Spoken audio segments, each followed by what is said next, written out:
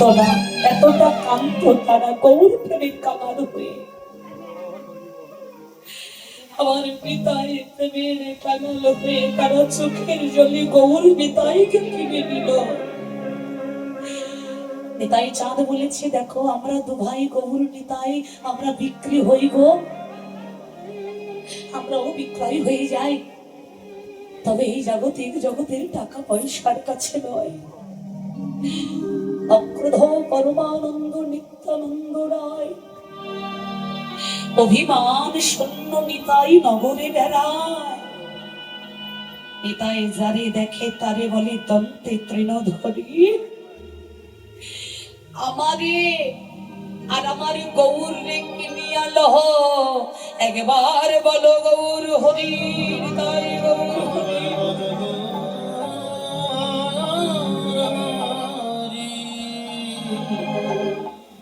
বললে আমরা দু ভাই বিক্রয় হয়ে যাই, শুধু যদি কেউ হরি নামের কাঙাল হতে পারো, যদি কেউ হরি বলতে পারো, ওই হরি বলাতেই আমরা তার কাছে বিক্রয় হয়ে যাই।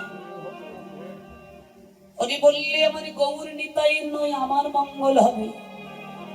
এই জগৎ জীবের কল্যাণে, আমার মতো অন্ধ জীবের মঙ্গলের জন্য আজ আমার গৌর নিতাইকে আমি পথের ভিখারি করেছি, কাঙাল করেছি। বাবা কীর্তন আমরা শুনবো, পদ আমরা গাইব, কিন্তু কিছু কিছু ভাবনা অনুভবে নিতে হবে। প্রশ্ন করুন নিজেকে, ভগবান যিনি হবেন তিনি রাজার মতো হবেন, ভিখারি হবেন কেন? একবারও কি নিজেকে এই প্রশ্নগুলো করো? আমরা করি যে ভগবানের বেশ কেন এমন হবে? যদি আপনি এই বিচারে যান তাহলে উত্তর খুঁজে পাবেন, ওই ভগবানকে ভিখারি আজ আমি বানিয়েছি,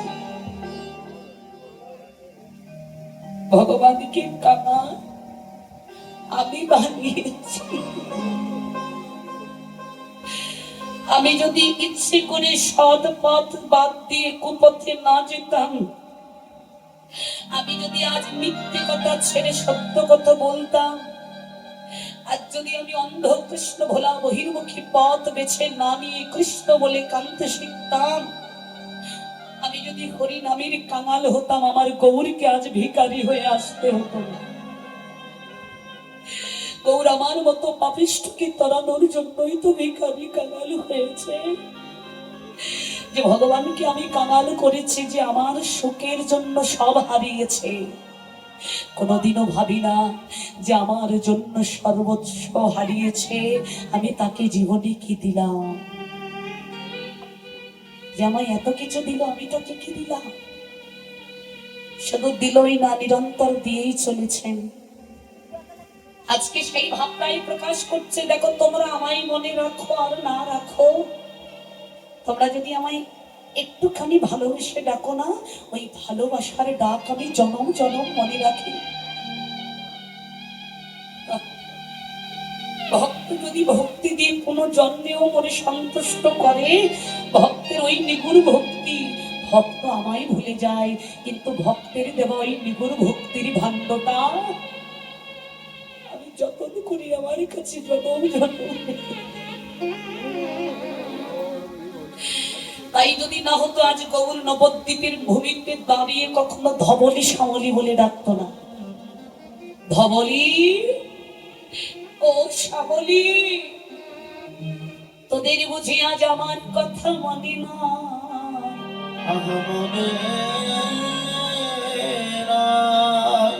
কিন্তু তোরা আমায় ভুলে গেলে ভুলে যেতে পারিস, তো আমি তোদের কথা ভুলিনি। এই ধবলি শ্যামলি বলি কেন ডাকছেন গৌর জানো বাবা? এই পরম ভক্ত দুজনেই ছিল গোমাতা রূপে, অর্থাৎ বৃন্দাবনে ধেনু রূপে। আজকে কেন ধবলি শ্যামলির নাম ধরে গৌর কাঁদছেন আর ডাকছেন? গোচারণ খেলা খেলতে খেলতে কখনো কখনো নন্দ নন্দন কৃষ্ণ গোপাল সখাগণকে ঘেরি ঘেরি করে নিয়ে বসে কৃষ্ণ কথা শোনাতেন। সখাগণ ওই কৃষ্ণের বদনের দিকে দেখতেন, হা করে কথাগুলো শুনতেন। আর ওই ধবলি শ্যামলি তৃণলতা সেবা বাদ দিয়ে গোবিন্দের পিছনে বসতেন। বরণ দুটো সোজা করে ঠিক গোবিন্দের ওই বদনের অমৃতময় কথাগুলো কৃষ্ণ কথার দিকে কান দিতে।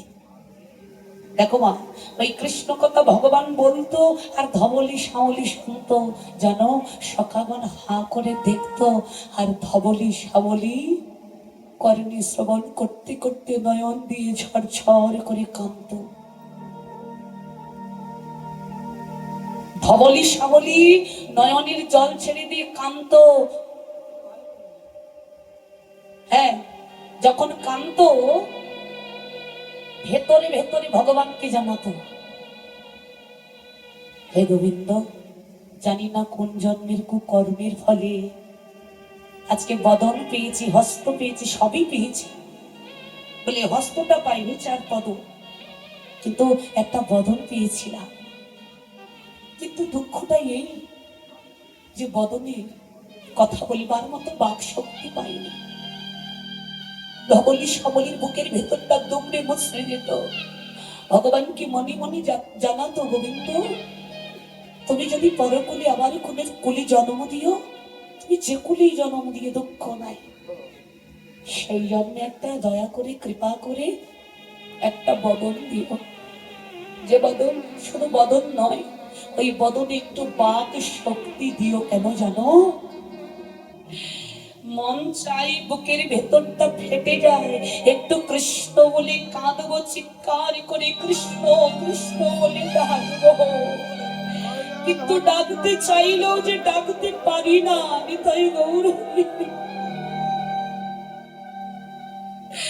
তাই তুমি কৃপা করে একটা বদল দিও, যেখানে বাঘ শক্তি থাকবে, প্রাণ চাইলেই তোমাকে প্রাণ খুলে ডাকবে। ধবলি সাবলির এই হৃদয়ের কথা ভগবান বুঝতে পারত, কারণ সে তো অন্তর্যামী। বলতো, ধবলি সাবলি, পশুকুলে জন্ম পেতে তোদের হৃদয় মন্দিরে এত কৃষ্ণ প্রেম, জন্ম যাবে, কিন্তু যে জন্মে আমি যাই না কেন, জগতের বুকে তোদের মতো ভক্ত সঙ্গ ছাড়া আমি হব না। তোদের মতো ভক্তকে আমি আমার সঙ্গে সঙ্গে রেখে দেবো। আজকে দেখুন বাবা, মহাপ্রভুর সংকীর্তন বলুন, যে কোনো কীর্তন বলুন, এই শ্রীখোল ছাড়া আমরা কীর্তন গাইতে পারি না। এই শ্রীখোলকে দিয়ে তৈরি, এটাই সেই ধবলি সাবলির চামড়া দিয়ে ছাউনি, অর্থাৎ শ্রীখোল। তাদের মতো পশুকুলে জন্ম পেয়ে তাদের দেহটা গোবিন্দ সেবায় লেগে গেছে। এত উৎকৃষ্ট, এত জনম শ্রেষ্ঠ দুর্লভ মনুষ্যকুলে জন্ম পেয়েছি, কই এই দেহ তো লাগলো না। এটাই তো ভাবনার বিষয়। সেই ধবলি সাবলি ব্রজ ছেড়ে নবদ্বীপে এসেছেন। বাবা, যুগ অতিবাহিত হয়ে গেছে, যুগ চলে গেছে, তারপর গেছে, কলি এসেছে, কিন্তু ভগবানের হৃদয় চিত্তে ভক্তের প্রতি এতটুকু কৃপণতা নয়। ভক্ত ভুলে গেছে, কিন্তু নদিয়ায় দাঁড়িয়ে চিৎকার করে ধবলি সাবলি বলে ডাকছে। আক্ষেপ করে গৌর বলছি, ও ধবলি ও সাবলি, তোরা আমায় ভুলে গেছিস তাই না? কিন্তু আমি তো তোদের ভক্তি প্রেম কিছু ভুলি। গৌর কাঁদছেন, ব্রজভাবে বিভোরা গোরা নিজেকে কৃষ্ণ মনে করে, ভক্ত বদন দর্শন করে আজকে সখা ভাবাবেশে ডাকছেন, তোমরা দেরি করো না সখাগণ, তোমরা আমার কাছে এসো। তা কি দিয়ে ডাকছেন বললে, দেখো কয়েকটা যন্ত্র দিয়ে। যন্ত্রগুলো কি? আহা, সেই এক একটা 3খানা যন্ত্র। এই যে সে গাবেন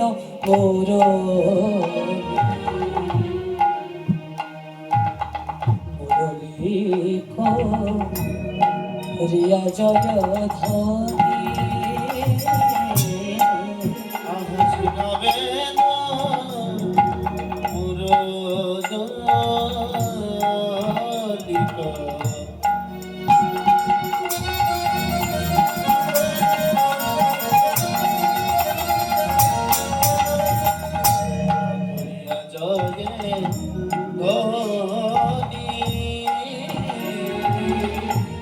হই হো বলিয়া গোরা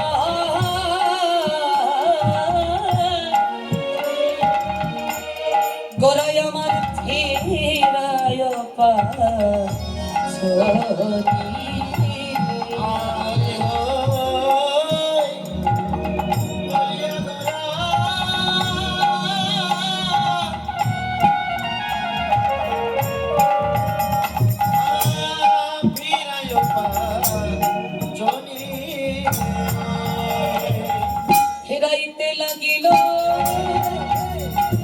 ফিরাইতে লাগিল ভক্তির কাচনি দিয়ে ফিরাইতে লাগিল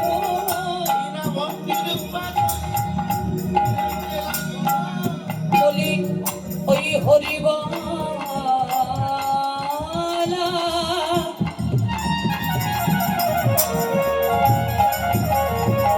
হরিবালার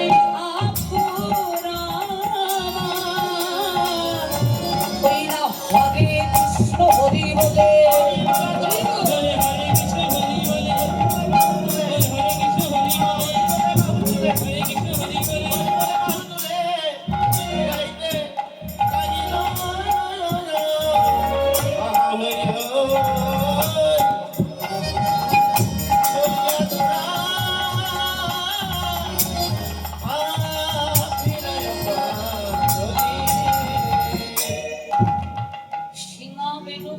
বাবা আপনারা তো সবাই কীর্তন শোনেন, তাই বেশি ব্যাখ্যা নয়।